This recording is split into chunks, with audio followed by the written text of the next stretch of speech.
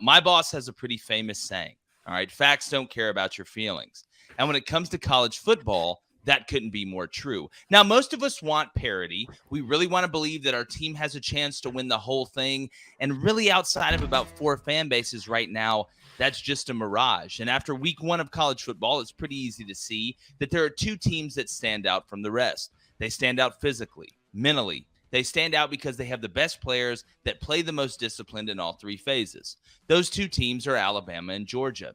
Now, Ohio State and Clemson are the closest 2. We still got to watch Clemson tonight.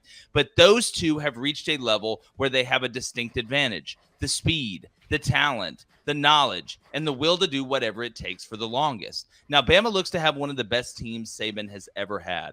The offensive line will continue to improve, and the mixture of Young, Gibbs, Holden, and the rest of the Monstars look to be more in sync than Justin Timberlake. Meanwhile, Kirby's building a Bama literally in Athens, Georgia. The absolute soul-crushing of Oregon looks very familiar to what Papa Saban's teams have been doing to brand-name teams and openers since his Crystal Chariot stopped in T-Town.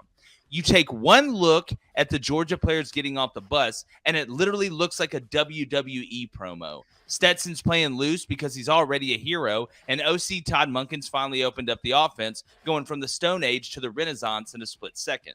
Now, we always say on the show that in order to win the big one, to stay on top in college football, you have to have the 3 pillars: recruiting, development, and culture. Without having the top talent, you can't make it. Not developing the talent wastes it. And without a strong locker room culture, there's no way to maintain it. Alabama's been doing those 3 things beautifully for a long while now. Kirby took the blueprint from Saban and 3D printed it at Georgia. Now the Bulldogs are a machine that swallows up top-tier high school recruits and puts them in a system that maximizes their abilities. The highest goal of a coach is to get the most out of each player on the roster, from star quarterback to walk-on.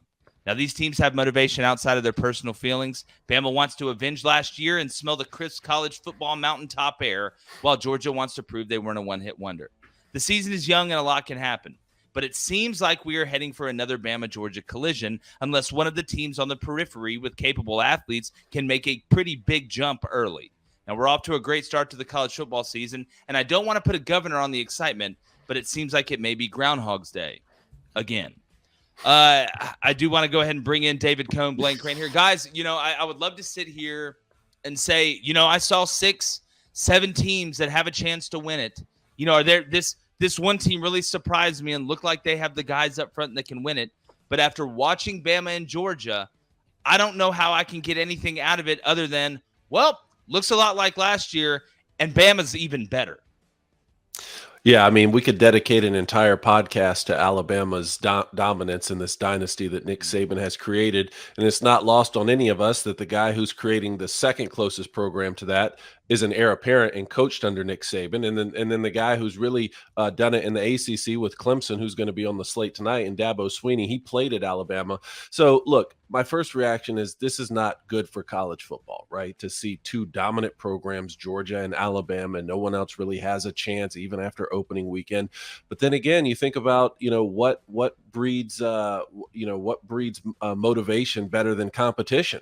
And when you see like this, this domination from Alabama and from Georgia has made USC go and make a play at Lincoln Riley, right? Let's see what he's able to do. It's made Miami go and get Mario Cristobal. Oklahoma still knocking on that door to say it's not good enough to get to the playoff. We want to win the whole thing. Notre Dame the same way. They put up a good fight against the Buckeyes. So let's see what happens. Not necessarily for this season, Jake, but I know we're going to talk about college expansion. And what I really want to get into when we talk about a 12-team playoff is what does that look like in terms of recruiting? Because you've been able to win me over on that argument over the course of the last year. Yeah, the same 3 or 4 teams are going to be winning the championship for the next 3 or 4 years. But what is this 12-team playoff going to be able to do for schools who say, hey, look, we've made the playoff the last 3 years. Yeah, it was in the number 11 slot. Yeah, it was in the number 12 slot. But why don't you come play for us instead of going and being a backup at Alabama? And maybe you can be the catalyst who gets our program over the top. You never know what kind of parity that could create over, say, the next decade. Yeah, and Blaine, I mean, after watching Ohio State, we've seen Notre Dame, still got to see Clemson on the slate tonight. But just your thoughts when it comes to Alabama and Georgia. I mean, are we just overinflating them? I just don't see how after watching how physical and fast they were. No, they're on another level, in my opinion, especially. Well, we'll see Clemson tonight. I'm really interested to see Clemson's D-line just to see if, I get the somewhat resemblance of the same thing I saw at Georgia and Bama, because usually Clemson is one other school, is like an SEC school in the ACC, but have cats running around that look like guys from Bama, that look like guys from Georgia. And it's not going to be close this year. There's 3 teams tops. Ohio State's not beating Georgia or Bama. I don't think it'll be close. It's going to be Georgia, Bama fighting in the SEC championship. Then Georgia, Bama, and the Natty. I don't care who the number 3 or 4 teams are. They're going to walk in and get beat. And then we're going to watch the same thing we did last year. But I do think, expanding the playoffs is going to bring parity in recruiting. You can do the same thing with the transfer portal.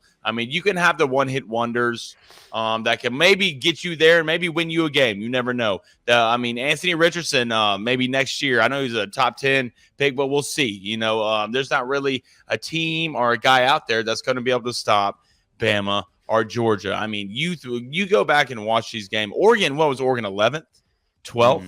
Like, that was a varsity versus JV game, and it wasn't even close. And I want to say one thing for all my LSU fans out there. I hope you slept good, and I hope the morning's not too rough for you. Go back and watch that game, man. It was tough.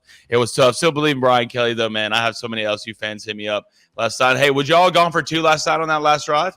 No, not in the Superdome. And I'm gonna get into it and break down that game, because obviously there's a lot to unpack there, especially some of the decisions Mike Norvell made. I couldn't believe it, not just pitching the ball on the goal line. But I'm gonna go ahead and get into some Booster Club questions. I see we have one. Is there any other Oregon State fans in the Booster Club? We do have a couple more.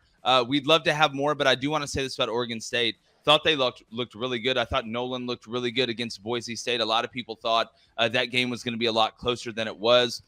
Coach Norman and Oregon State, what they've been able to do in a short period of time over there. Not that you can't win in Corvallis or Oregon State hasn't had success before, but they looked really physical up front, and they looked really fast on the perimeter. And, it kind of bleeds into the question, looking now, guys, speaking of the Pac-12, Utah now having lost to Florida, you look at the schedule for USC, is the Pac-12 already done when it comes to the playoff outside of having a ton of chaos? Because, again, I look at Alabama, I look at Georgia, you got Clemson out there, you got Ohio State, you still got Notre Dame with 1 loss, depending on how Ohio State does, and we know there'll be a couple others sprinkled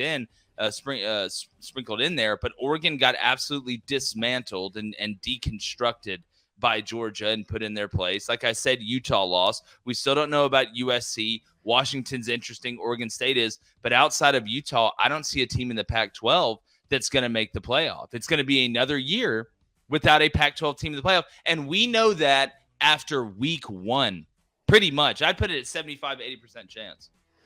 Yeah, I think you're right, unfortunately. And again, hats off to Utah for saying we're going to go open the season in Ben Hill Griffin Stadium down in the swamp and play an SEC team at their place. Like, I love to see it. It was a fantastic football game, and Oregon was able to do what they wanted on the offensive side of the ball for much of the game. The only problem was Florida really was able to do that too. So look, we knew that was going to be a tough place to go and win.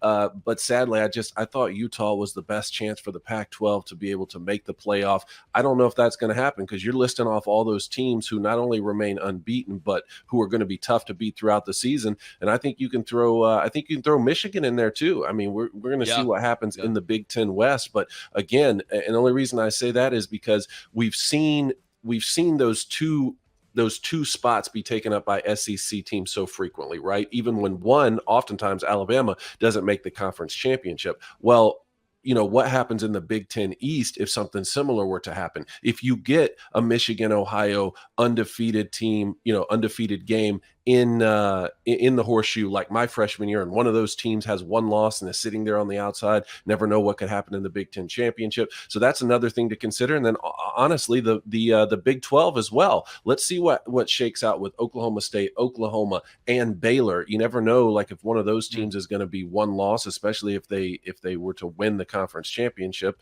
That's going to add a lot too. I just don't know if Utah gets in at this point. If you like that content, go ahead and subscribe, because we're going to be balling every day on Crane & Company. Hit that like button while you're at it, and go ahead and smash it like Derrick Henry on an ISO run.